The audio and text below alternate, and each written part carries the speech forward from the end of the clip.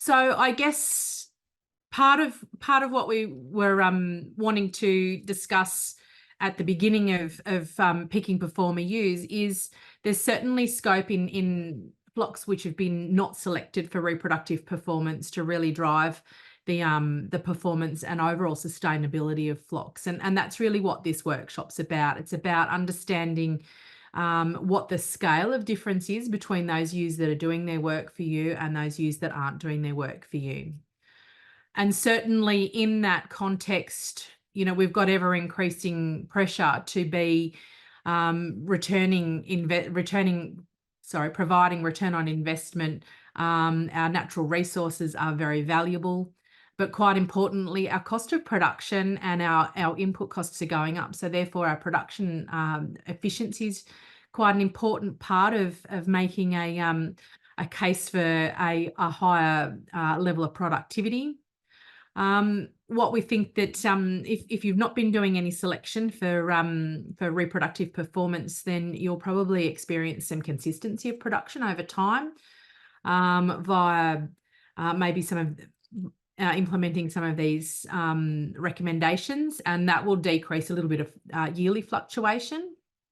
And of course, the environmental side of things in terms of what we're measuring to manage. So we do need to be making sure that we're keeping our breeding ewes accountable. So I just wanted to touch on very briefly on some flock economics.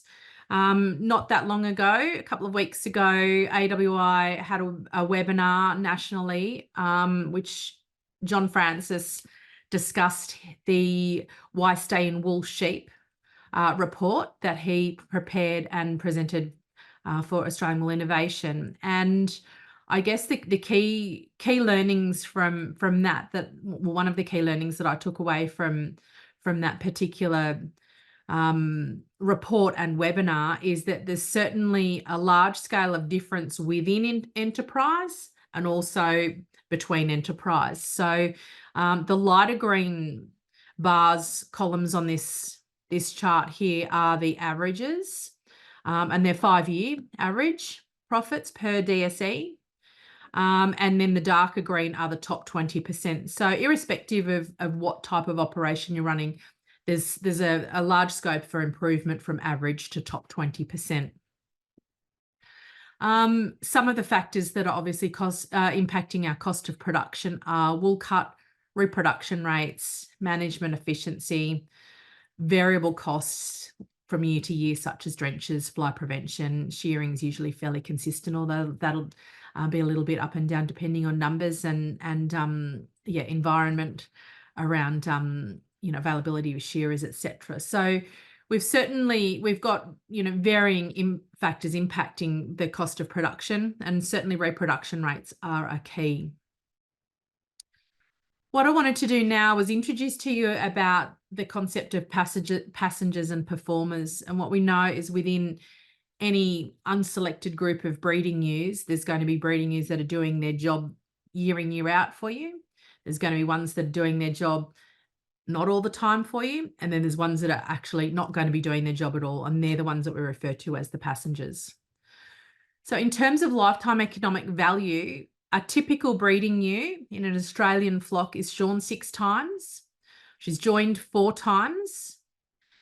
She would rear 3.4 lambs on average and is cast for age at 6 years of age.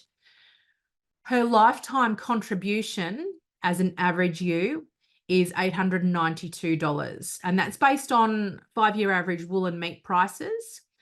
You'll see that the actual figures that we've used to derive that just below that there. So $12.96 clean for the wool, the merino lamb indicator and the MLA mutton indicator.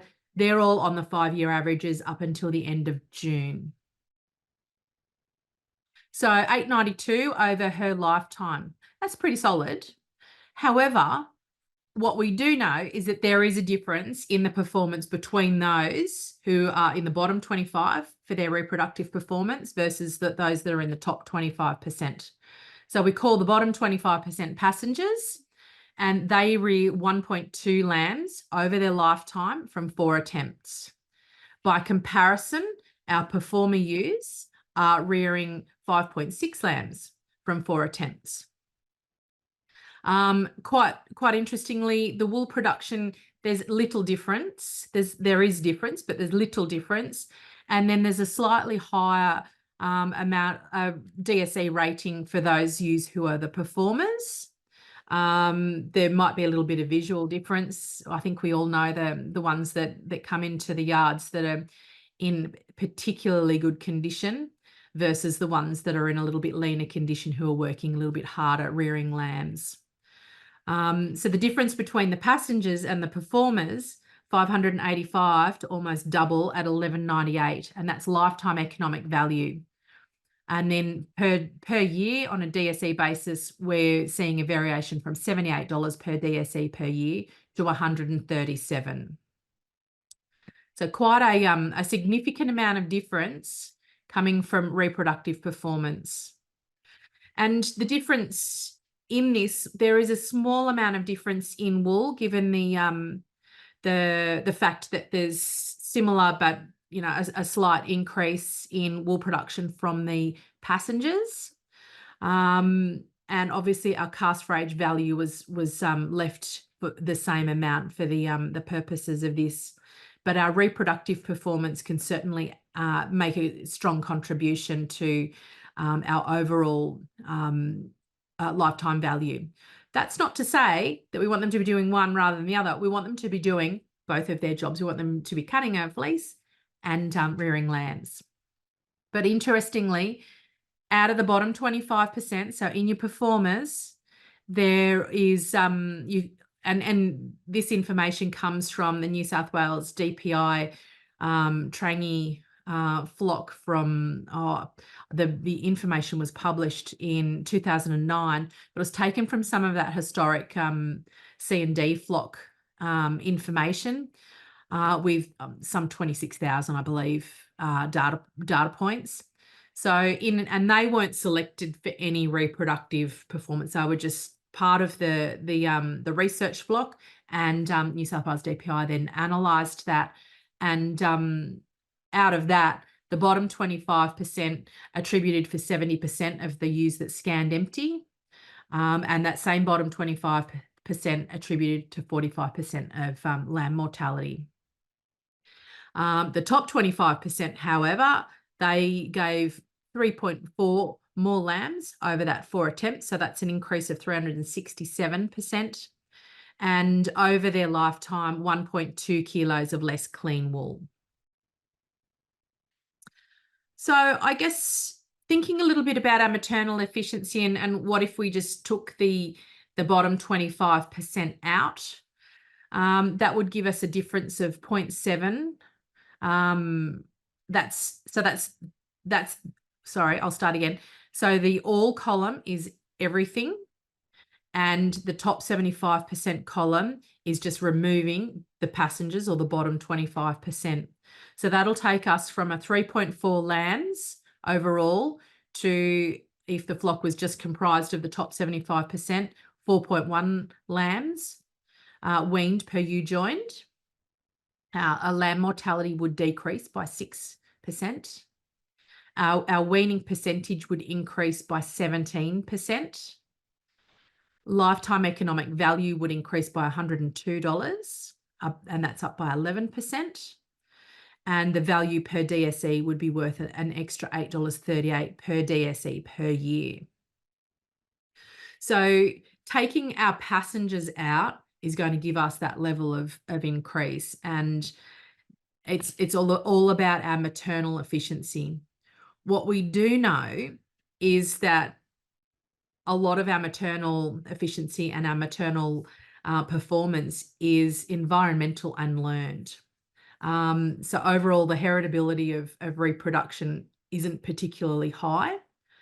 However, what we do know is that if a young breeding ewe fails to rear her lambs, then that's something that she's quite likely to repeat at later joinings and later lambings.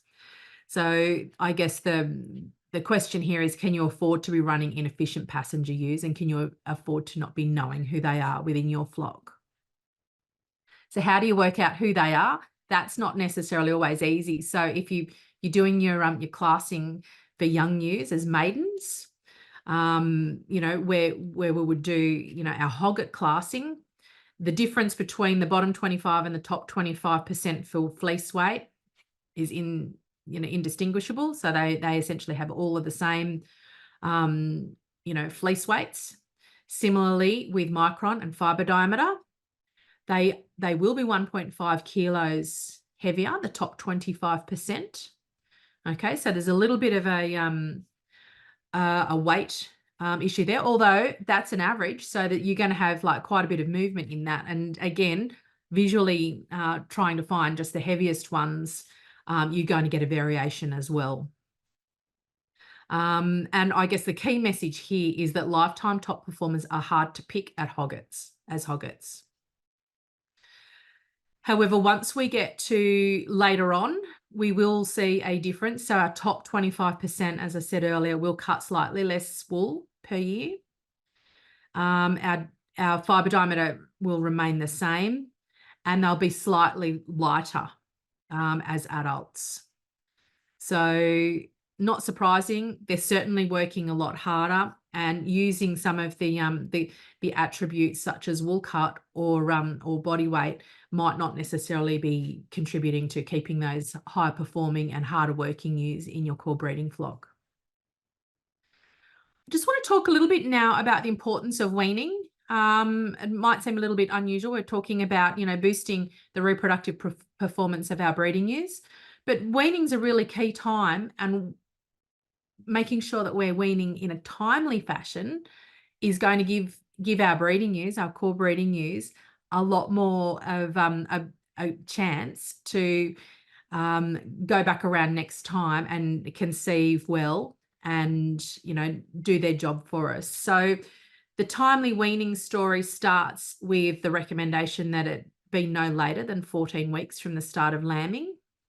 Okay, so if we look at the top of this graphic here, we've got a 14-week lactation, which leaves us 17 weeks for recovery post-weaning.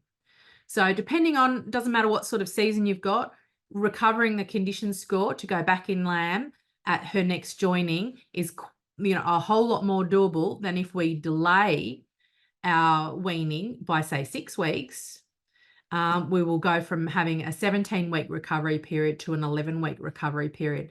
And that equates not quite, but nearly at double the weight gain for the ones with the 11 weeks to recover, to get back into condition score 3 for joining. So there's a really strong argument there for setting up the breeding ewe to recover before her next joining.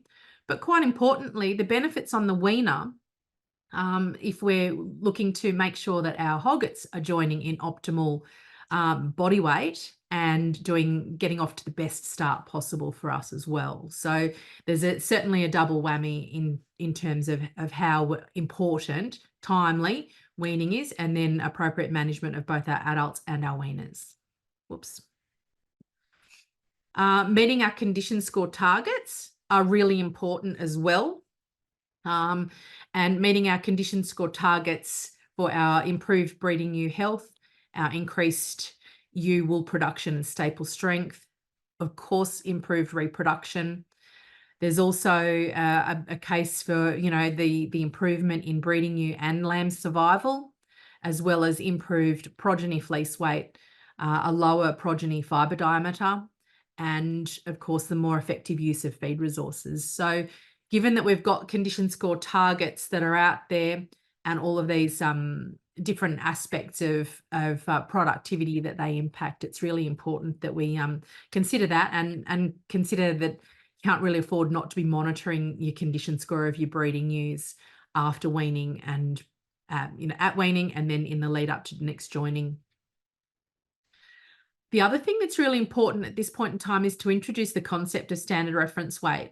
And standard reference weight is the live weight of a fully grown, bare shorn, non-pregnant sheep in condition score 3 with no gut fill. Okay, now that sounds like a lot, but it takes out, if you think a little bit about, bare shorts taking out fleece effects, taking non-pregnants, taking out any fetal weight. Condition score 3, we don't want them all to be in condition score 5 or condition score 2. We want them to be in condition score 3. It's a standard. And then, of course, gut feel is an important parameter in calculating standard reference weight accurately. If you don't know how to do that, AWI have got a standard reference weight calculator available online, but it's certainly a key component of both managing breeding ewes to allow you to understand what true metabolic requirements are. It also then feeds into making sure that you have an accurate and appropriate feed budget for your breeding ewes and your young animals too. It will help you avoid overfeeding and underfeeding, both of which compromise your productivity and your profitability. Standard reference weight is also part of the Winning with Weaners workshop, whereby we calculate a target weaning weight and then growth and body weight targets to first joining. So that's really important. And I guess it just emphasises the importance of standard reference weight. I'll only really quickly discuss weaner management, but the reason why we're spending as much time on weaner management is because they're your future breeders as well. So you really want them going along and ticking along from weaning to their first joining in a forward manner right the way through. We certainly want to be aiming for 95% or more survival from weaning to 1 year of age. The recommendation is definitely to be actively managing to meet growth targets to that first joining. And again, understanding what our standard reference weight is a key part of being able to manage our weaners actively and appropriately. And the minimum 80% standard reference weight figure for first joining. So we know that we want to get them to 80%.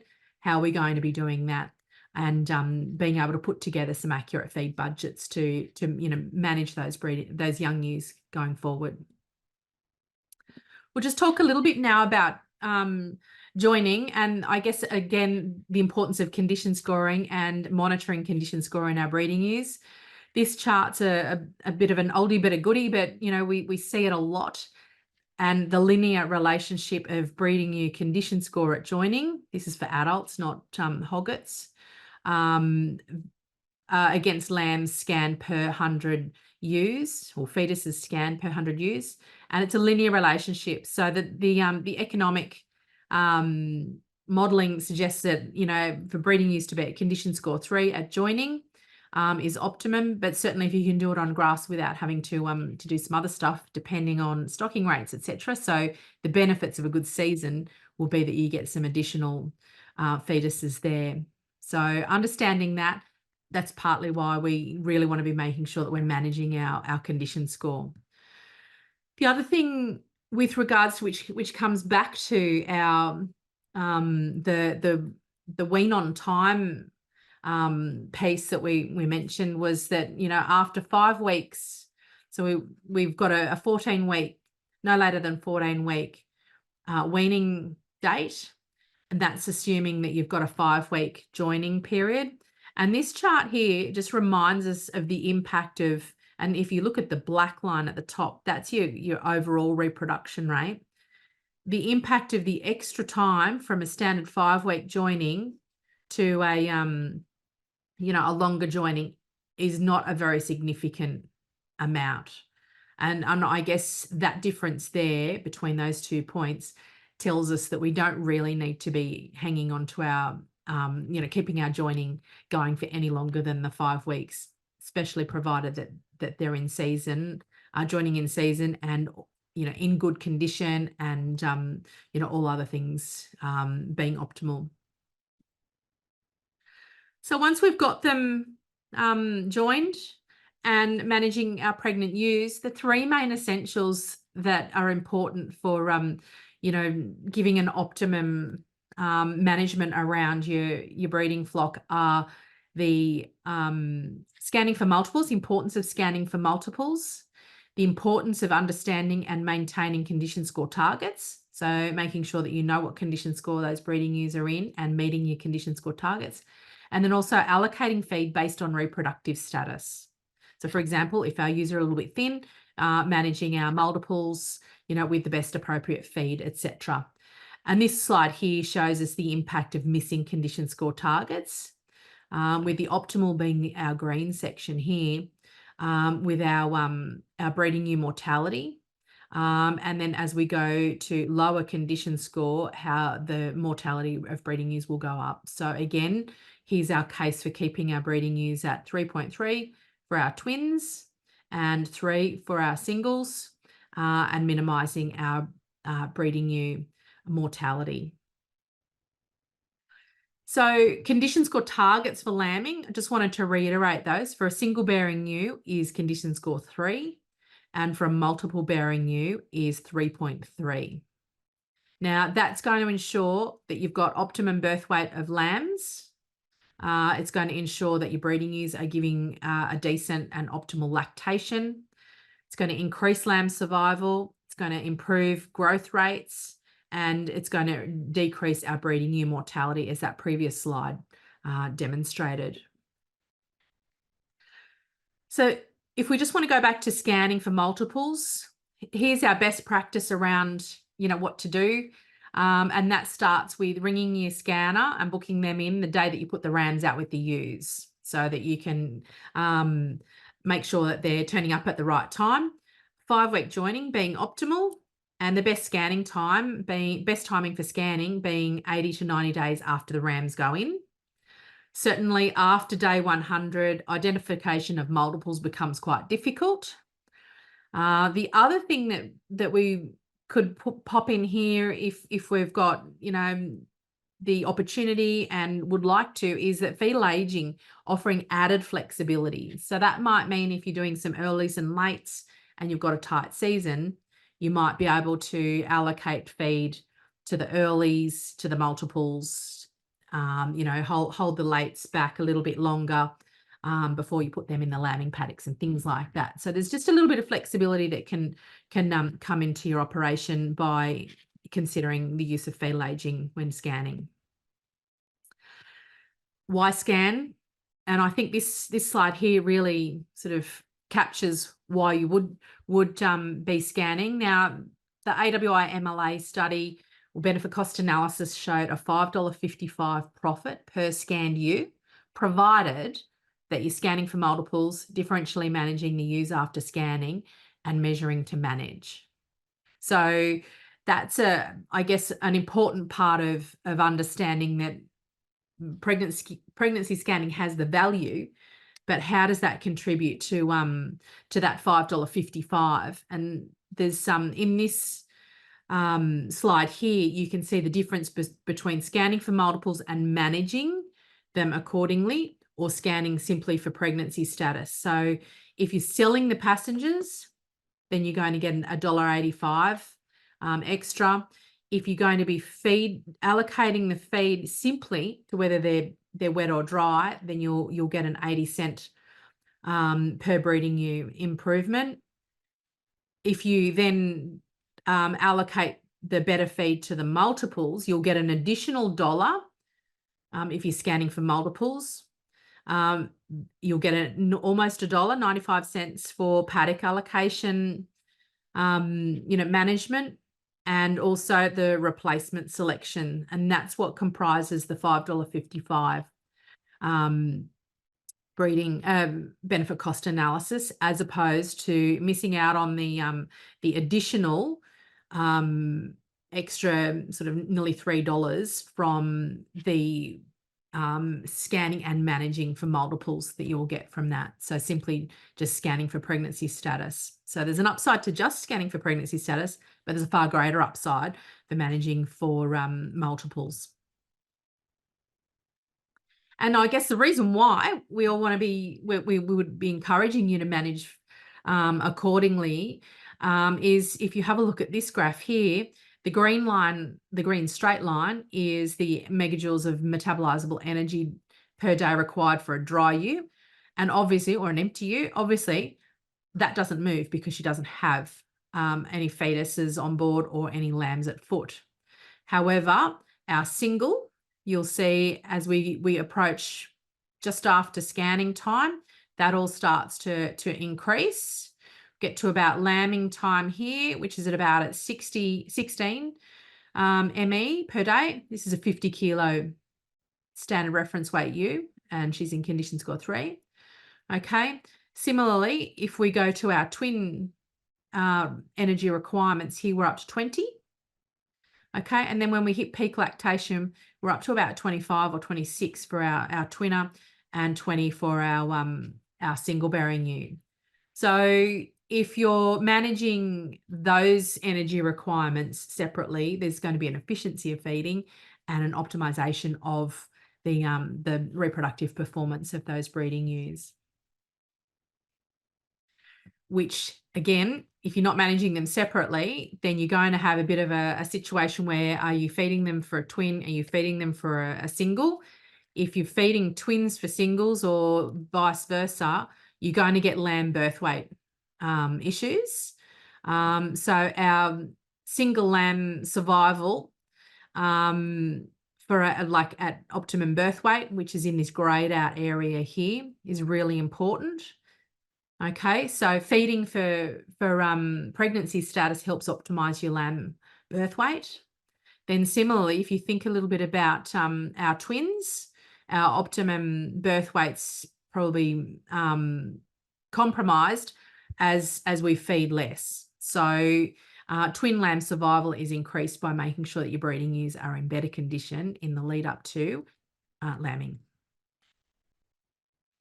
So our strategic timing for our condition scoring starts well and truly pre-joining. We really need to be making sure that, I guess I'd start at 250 at day 250 with weaning at condition score 3, or seeking to get back to condition score 3 at weaning.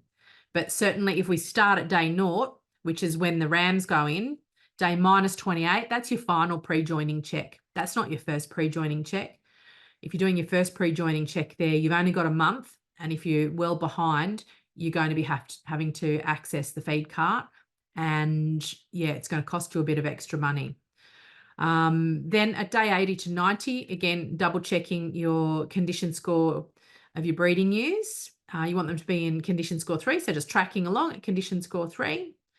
Then at our pre-lambing, you really want to be managing. So following on from scanning, managing your singles and twins separately, and then doing a check to make sure that your singles are still tracking along at 3, but your twins are at 3.3, which will optimize their lamb birth weights.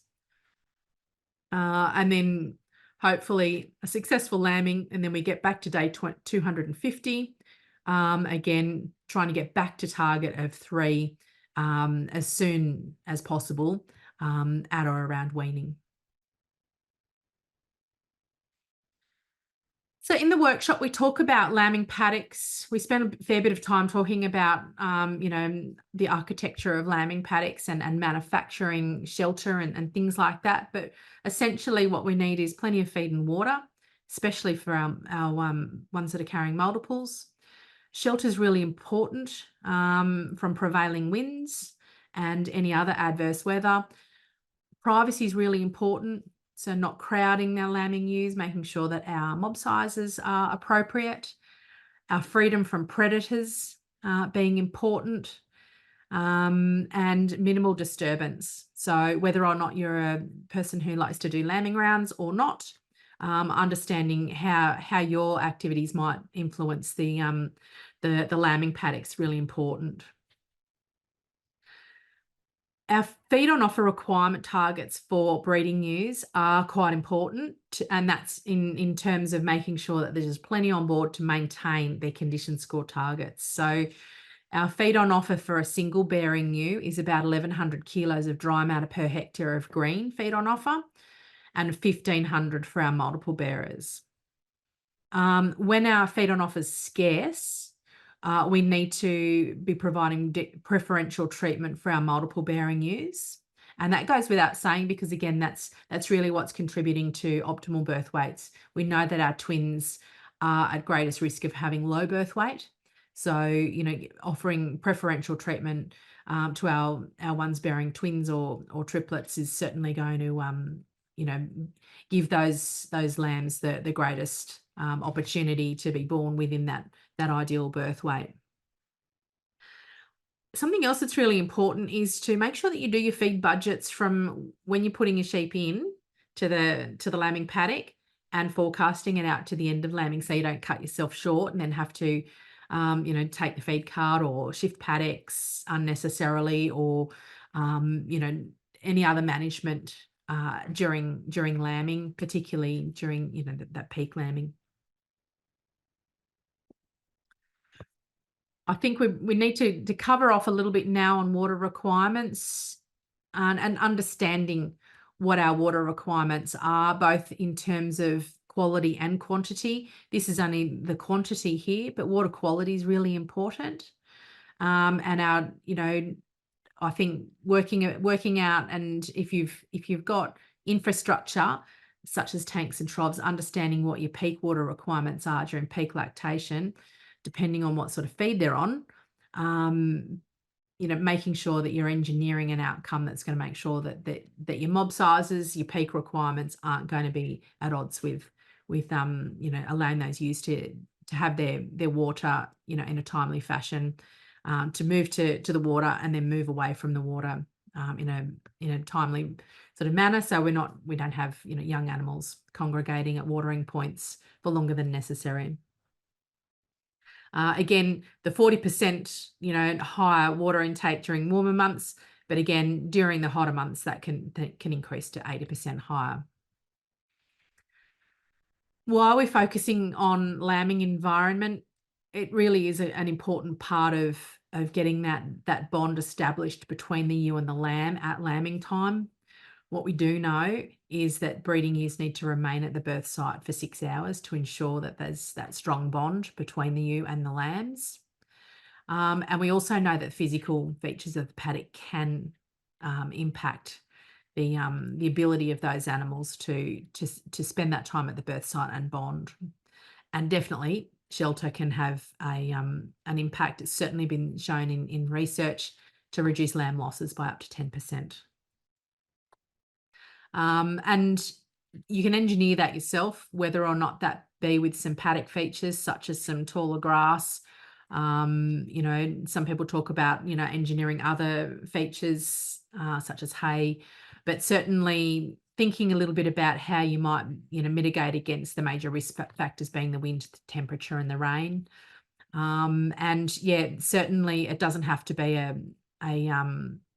anything that's, you know, an artificial element, although if you don't have any landscape features that will provide shelter, you know, engineering that yourself is something that will add to the chances of those breeding ewes bringing lambs to the yards at marking time.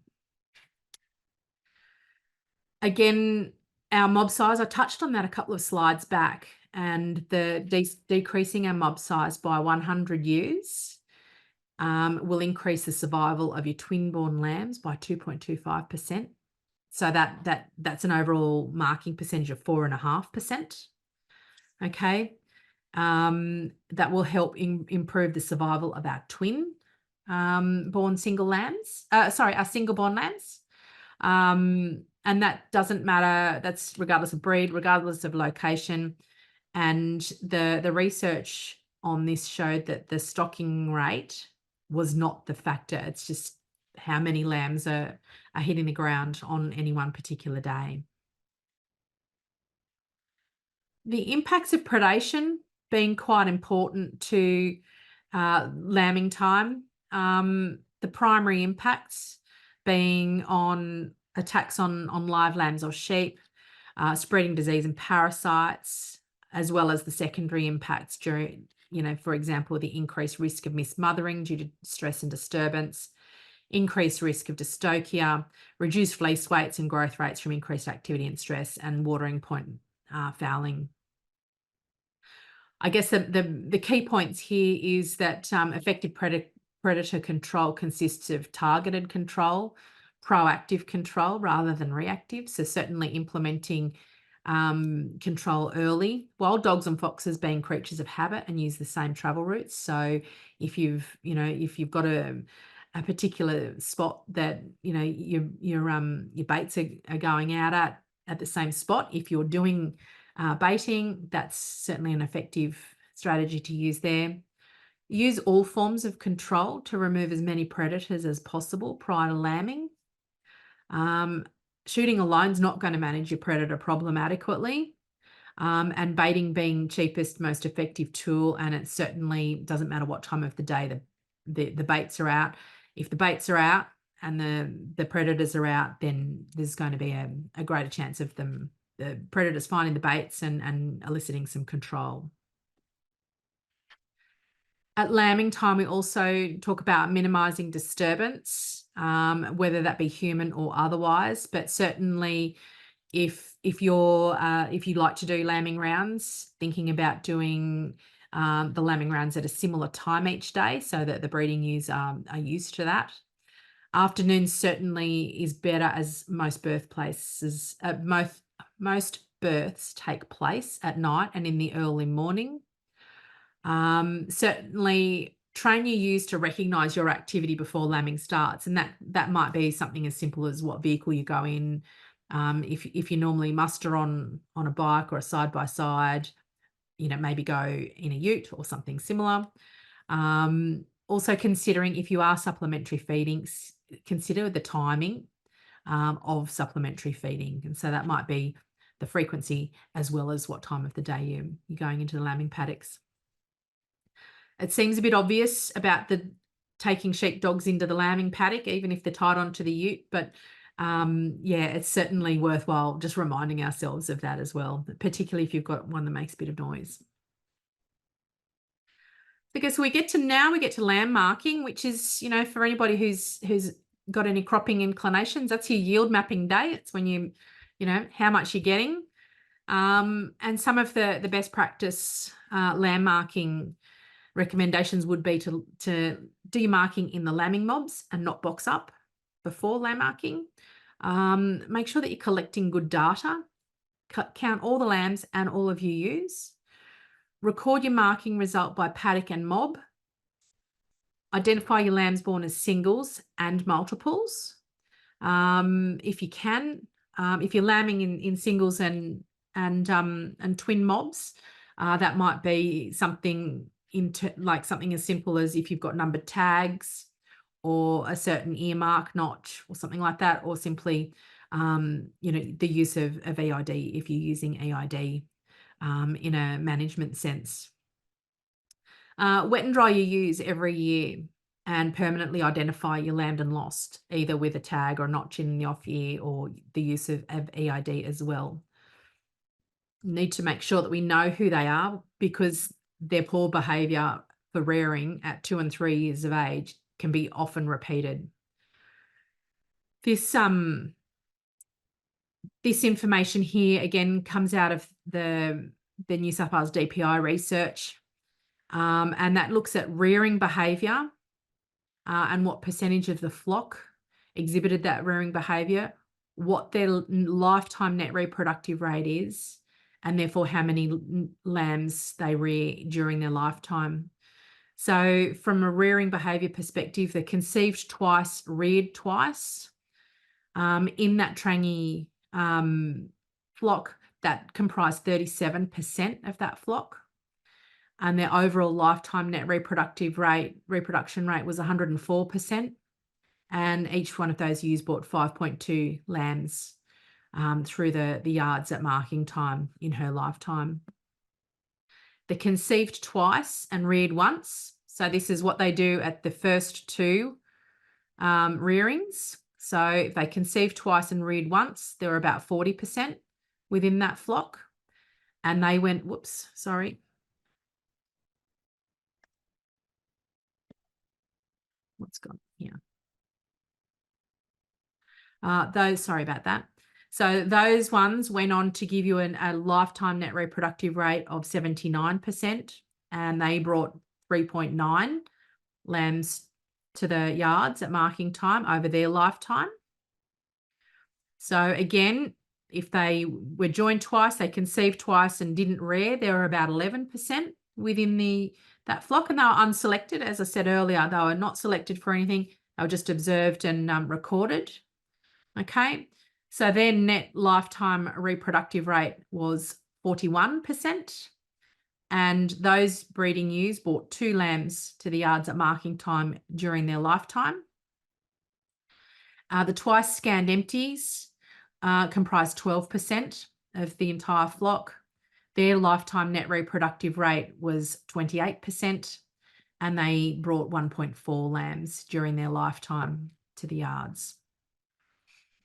So there's, I guess, we've got 77% here who are conceiving twice, rearing twice or once, but we've got these ones down here who are our passengers who are really not doing their job for us at all. I think you'd agree that they're the ones that we need to be identifying. Wet and drying at lamb marking and not weaning is when we can tell which ones are getting in lamb and not rearing those lambs. It's certainly readily learned and worth the additional labour at lamb marking time. It helps you identify the ewes that have got in lamb, have not reared, and if they're lambed and lost, the udder's partially filled and a bit cooler to touch, or if she's rearing lambs, a full udder, warmer to touch. Again, in the workshop, we go through that in a lot more detail and cover off on a bit more and we'll show a video of that as well. In terms of some tips for wet and drying at lamb marking time, check that they've got normal functioning udder and teats. You can tell if she's being suckled. You can have a look for evidence of birth stain at the back of the udder there. You can see that there on that one. As I said, warm and firm. Milk that is in the udder can be extracted, and it's of plain milky consistency. Again, some of the fail to rear story can come about from some of these type of abnormalities, whether it be a shearing cut, mastitis, a bottle teat, blocked teat, or again some mastitis and just a dysfunctional udder. In the workshop, we then move on and talk about our strategies for success. And I guess one of the key things that we really want people to think about is how important knowing who the passengers are and who the performers are, and the importance of collecting good information. I mentioned a few times throughout the presentation that we've got, that information's key and that we're measuring to manage. It's, the information that you collect at lamb marking time is really important in making sure that you can make an informed decision about who stays for the next go and whether she's doing her job. I guess I sort of consider it a bit like an annual performance review if you're having any of those sorts of interviews and discussions in your employment or your career. Or even might be a bit like seeing the bank manager. So again, information being key. You need to know your pregnancy scanning details, who's doing what, who's scanning empty, who's got singles, who's got multiples. Again, wet and drying is really important on identifying your lambed and lost at marking time. That will lead to, so if you make a start on selecting for rearing ability, that will start exhibiting or giving your flock less seasonal, that your flock will be less impacted by different seasonal variations, and you'll start to observe a higher rate of consistency of production. So if the going gets tough, for example, your breeding ewes are known performers and they're doing their job for you, season, from one season to the next. And you'll find that there'll be a bit more consistency of production from one year to the next. The scale of improvement is a bit of a how long is a piece of string, and I wouldn't recommend everybody just head out there today and start tipping out the performers. You need to work out what a strategy is, and that's certainly the back half of the workshop and what we talk about on how to make sure that we're maintaining our own production and, you know, levels of production and profit within the business, so that we're not leaving ourselves short. Because if you just went out and eliminated everything from an unselected flock, then you're probably going to leave yourself in a little bit of a hole with the number of animals that you've got as replacements. So again, that scale of improvement depends on your SMART goals and how important you and how you work out how you're going to transition to maintaining, you know, more performers and decreasing the passengers. So one thing that we really do need to do is we need to identify those passengers by 3 years of age. So if she hasn't reared lambs by 3 years of age, why should she stay in your breeding flock? As we saw earlier, 1.2 lambs is what passengers are contributing to her lifetime reproductive performance. Again, we best identify those by scanning for multiples at day 80 to 90 and permanently identifying the scanned empties. Then following that up with wet and drying at lamb marking and permanently identifying lambed and lost. If they turn up twice doing this, then they really need to be removed from the replacement breeding flock. Okay, so pick performer ewes as your replacements is the key message here. If she's you know, turning up on a second failure for conceiving and rearing, or either or, then we need to remove her from the replacement breeding ewe flock. As I said before, the back half of the workshop then looks at how to make sure that you're not sort of, you know, finding yourself in a production hole. And we talk about different strategies to help maintain productivity whilst removing passengers from your replacement flock. Definitely considering all of your options and working out the option that best suits your business. And in the workshop, we cover 5 different strategies on how to maintain production while, you know, removing the passengers from your core breeding flock.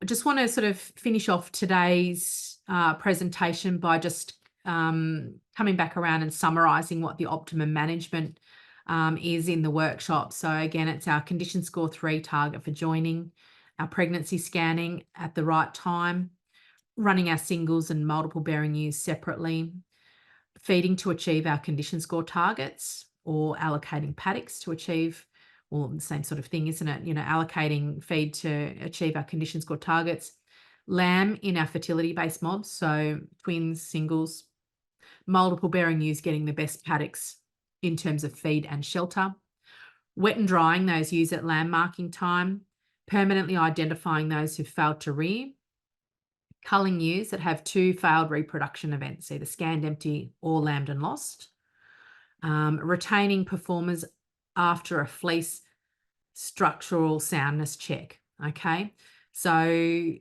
know, if you do find that you want to be making sure that you're keeping sound ewes in there, just because she's done her job, she still needs to be sound in terms of her fleece and also her structural soundness. So she might be a performer, but she might have other attributes or similar that cause her to be removed from the flock as well.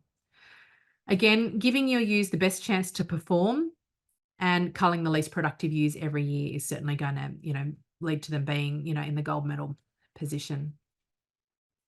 I mentioned a little while ago, a few slides ago, about the SMART strategy. Really important that we you know, consider the SMART strategy is specific, measurable, attainable, realistic, and timely. And what we want you to think a little bit about is how you're going to go about doing that. If you've identified multiple areas in your business, you know, what's your flock management improvement? You know, you're going to put some better genes. You're going to be selecting, you know, better sheep each year within flock and, you know, rams that you're buying, getting the advice and training that you need, identifying animals that are not productive, and identifying, importantly, your productive animals. So in terms of our where to from here, this is where you've really got to consider the information that you've now collected. So you've got your information you've now automatically got a bit of a scale of improvement that you've got. So how many of these passengers have you got? You know, if you've been selecting for like at scanning time, so all of the dries are going, which a lot of people who are scanning are doing each year, the dries get sold, then, you know, your scale of improvement is going to be a little bit different to somebody who's not been doing any of that. So what is the scale of improvement that you've got? What's achievable? And I always tell people to think of it. I mean, there's plenty of ways of thinking about it, whether it's like, you know, if you've got a hole in the bucket, where's the biggest hole, or where's the hole in the bottom of the bucket? I think even, you know, if you're repairing a fence, where's the biggest hole in the fence? You know, where are you going to get your biggest bang for buck or your lowest hanging fruit? Think a little bit about that. I certainly would suggest to exercise a level of caution about multiple streams of improvement at the one time. Certainly that doesn't necessarily, you know, allow you to measure your improvement from that management, but also if something goes wrong, are you able to ascertain what it was that's you know, contributed to the lack of improvement, or, you know, even just to be able to, you know, tick something off as being a positive improvement. A lot of these opportunities are really cumulative. So you'll pull up, you know, it's about taking your 1% and gradual improvement as well. So beneficial cumulative improvement. And as I said, pick the one that's with the most room for improvement and the low hanging fruit. Just before I finish completely up, obviously there's some learning opportunities. So we've got the Picking Performer Ewes one-day workshop, which is going to be rolled out early next year in across the country through AWI and the extension networks. But also, if you haven't attended a Winning with Wieners, we've touched on some of the Winning with Wieners content today, but obviously, you know, that's a whole workshop in itself, as is the Ramping Up Repro. So a lot of the best practice, you know, key points that you get come from, you know, within those one-day workshops. And if you haven't attended a Lifetime New Management course and are interested in one, I'd highly recommend getting along to that. And that's where you'll spend six meetings over about a 12-month period, really perfecting your condition scoring, your pass-through assessment, and your feed budgeting skills. And I could highly recommend that as well. So that's it from me. Yeah, I've gone slightly over time, Fiona, sorry. So, yeah. That's okay. Thank you very much, Megan. Very mindful that you just put a one-day workshop as a teaser into, you know, just under an hour. So you did very, very well. And it was a great introduction to our workshop and certainly a teaser for everybody. So while you catch your breath, Megan, I would just like to invite Emily King to unmute herself and welcome her to the webinar. And just while she's doing that, I'll introduce Emily. Emily is AWI's National Extension Manager, so it's really fantastic to have her on board today here. I'll just get Emily to unmute herself, and I'll ask Emily just to give us a little bit of background into the workshop and a little bit about what's going to come up in the workshop coming forward next year and how it's going to roll out while we let Megan catch her breath, because strap yourself in, Megan, there are quite a few questions. So have a little sip of water and we'll be back to you soon. Thanks, Emily. Thanks, Fee. Yeah, so as you mentioned, AWI Extension New South Wales is one of our core extension grower networks around Australia. So we have one in each of the states around Australia, and so they'll all be rolling out Picking Performer Ewes. Some of you may have been to an earlier pilot of this workshop, which was called Realising Performance Potential.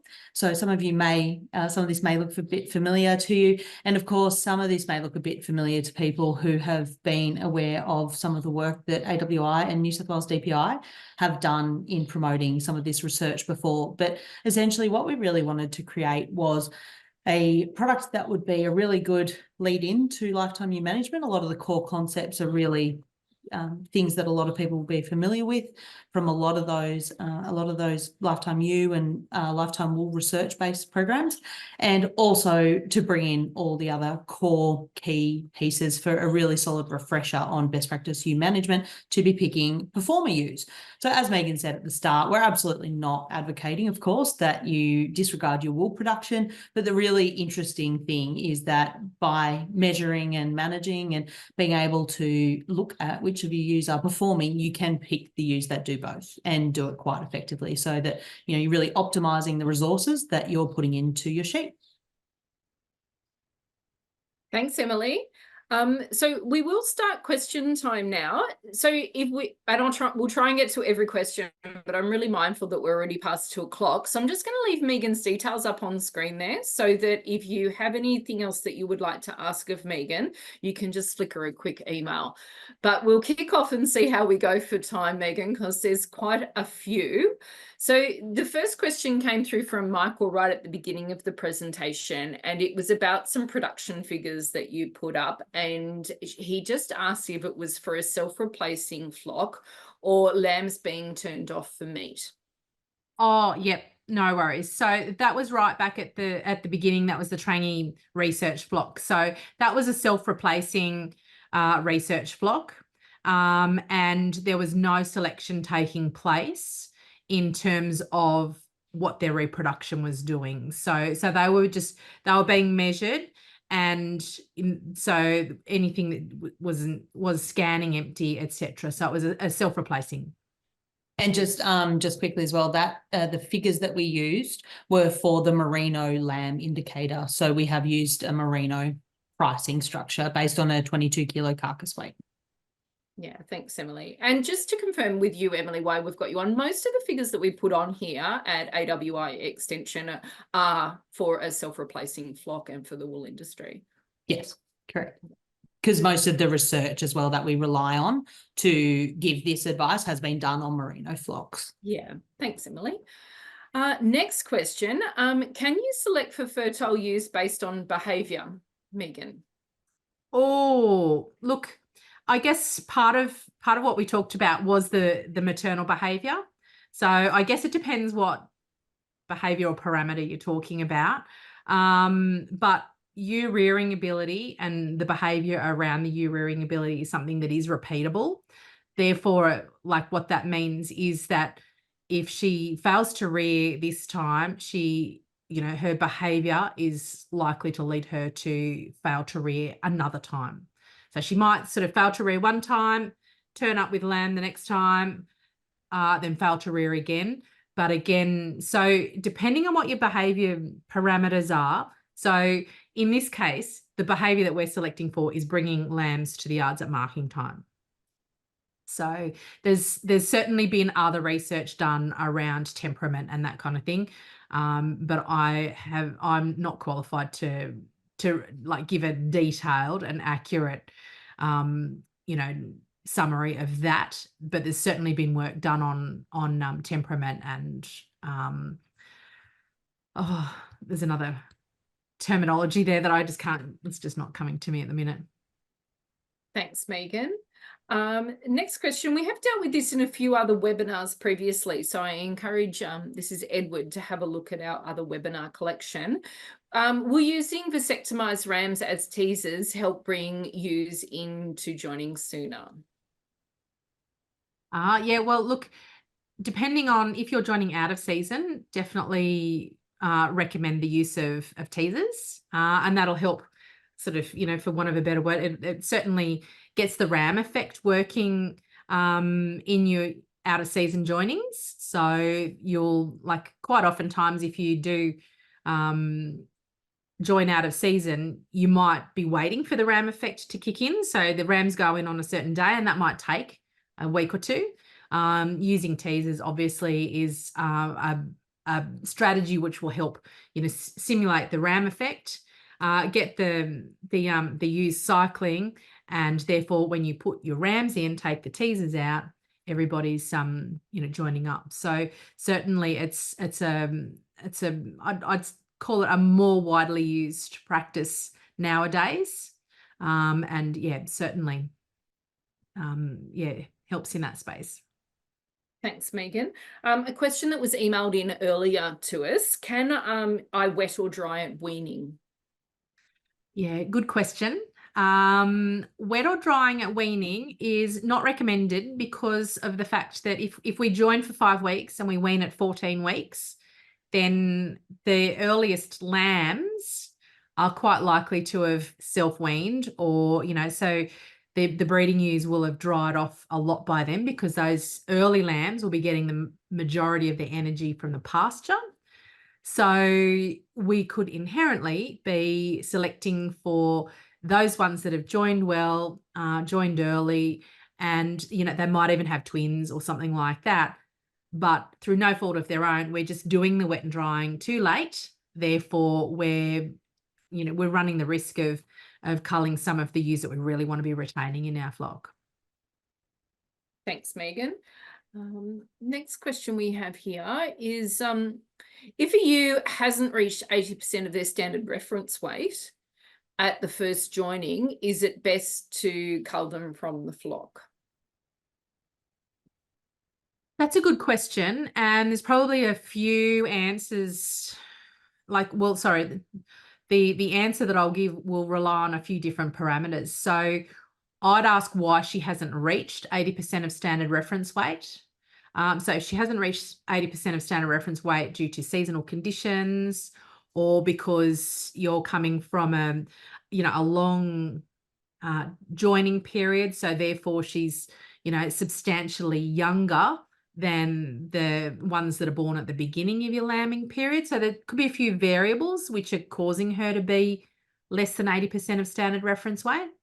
But if you are able to monitor the growth and the growth rates of those breeding ewes to, in the lead up to first joining, then that's an important part of understanding, getting them there, because you're monitoring and seeing how far from that target they are. But if, depending on what proportion of the young ewes are below their 80%, which is your target, then, you either need to think about what the management is, and indeed, if she's, not meeting your breeding objectives. So again, eliminate your management, and, things that are, through no fault of her own, that are contributing to her not being at 80% of standard reference weight before you decide on whether she's going to get to go through into the breeding flock. Thanks, Megan. Fiona's messaged through to us for some data on spring joined lambs, and I've just noticed that Emily King's just sent you through a scientific paper on that. So just check your inbox, as it should be in there. Next question. 50 kilo standard reference weight, Megan. Andrew feels it's a bit low, 60 to 63% standard reference weight for his dual purpose flock. Yep. Okay, that's a good question as well. So 50 kilo standard reference weight is our DSE. That's what one DSE is. And so unapologetically, we've stuck with that. So obviously feed budgets, like all of the feed budgets that we've got available to us, do take into consideration what the standard reference weight of those animals are. So the 50 kilos in that in the presentation today and in that slide, that's very much a conscious, that's what a DSE is a 50 kilo standard reference weight animal. So yeah, so definitely agree. There's plenty that are well above 50, and there'd be some that are still, at 50 or maybe even below 50 throughout the country. So we've stuck with that because it's the industry standard. Thanks for the clarification, Megan. Our next question is, Megan, what are your thoughts about doing lambing rounds or checking on ewes and lambs, whether it's doing more harm than good? It's a tough one. I'm sorry, I said strap yourself in. I know. That's one of those, there's people that, you could argue for and against every day of the week. It's a bit like if you're feeding at lambing time, whether you're putting feeders, self-feeders, or your trail feeding, there's camps either side. I don't know the actual, right answer to this, but what I do know is that if you do want to do the lambing rounds, then you need to consider like the training of your breeding ewes and familiarizing them with you going around. And that's why I mentioned before, if you muster in buggies or ATVs or on motorbikes, don't do your or drones, don't do your lambing rounds with those. If you don't, if you don't use those buggies, like again, if like don't do something that they attribute to and associate with a mustering event or a yarding event. Similarly, if you want to use drones for lambing rounds, you need to start getting your sheep used to the drones for lambing rounds and maybe not muster with them. So again, lambing rounds is one of those things. And I think while ever the sun rises in the east, there's probably, and sets in the west, there'll be people that are strong advocates of lambing rounds. In a commercial sense, I think it's really what suits you the best. And again, what your sheep are able to, cope with as, in terms of their temperament and how stirred up they get. Yeah, absolutely. Couldn't agree more. Also, binoculars are a really good option too. Minimal disturbance is best, and you can certainly with high-powered binoculars see very close to exactly what's going on with your animals without going in and next to them. And no matter how familiar they get with you, if they're really familiar, they can often cause a problem too, can't they, Megan? Because they can come running for attention. Yeah. Okay, we're getting through our questions slowly. Another question, Megan. I've been eliminating scanned empty ewes from the flock. Is this enough, or should I be doing more? Look, taking scanned empty ewes from the flock is a great start. Depending on like what you've just heard me say is that there's an opportunity there to go like the next level up. So, and what we also know is that there's plenty of ewes within our flock that are getting pregnant, but they're not rearing their lambs. So I would say, tick, you've been eliminating the scanned empties. The next step is to really hold your ewes accountable for their rearing, whether they're bringing lambs to the yards at marking time. And we know that that's very repeatable. And yeah, so I guess when I talked a little while ago about the scale of improvement, if you've been eliminating those scanned empties, then you're partway along that. So you haven't got that full scale of, I'm going from a non-selected, breeding ewe flock. You're already, removing some of those passengers. So you haven't got that full scale. So again, some incremental improvement would be expected. And yeah, definitely, I would strongly recommend it. Thanks, Megan. And another one of our online questions that's come through, which follows on beautifully from that question.